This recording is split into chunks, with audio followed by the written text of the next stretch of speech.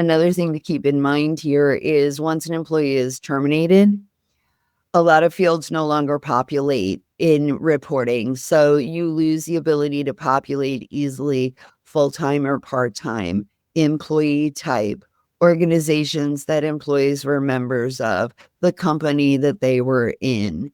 Therefore, we strongly recommend the use of some calculated fields in that to ensure that you're evaluating the worker for those rules for the entire tax year. And as you can see here, those are those values: hire date, original hire date, termination date, rehire, time type, employee type. So what we recommend is the calculated fields in order to return that information. If we look at this, we have some examples within our deck where we're showing you how those calculated fields are built in general. We use things like build date, lookup value as of date, and true false calculated fields in order to return the value as of each month or the beginning of each month of the tax year for an accurate definition of those eligibility rules. Our next slide is an example of a build date slide. Here, essentially what we're doing is we're building a date for each day of the month and for the last day of the year to look at the values as of those dates. So you would have a build date to look at the value the first day of, or hard code, December 1st of last calendar year, February 1st of last calendar year, and you would leverage those to pull back the information as of each one of those dates.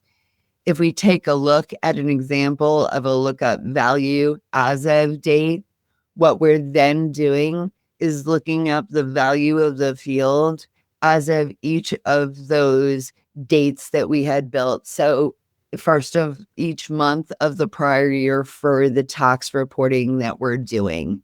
We would look up the value as of January 1st of last year, February 1st of last year, March 1st of last year, and ongoing to return what their employee type as of each month. And if they were regular any month of the year and you want to treat them that way for the entire year, you can see that within any of the month is true, then the rule would apply.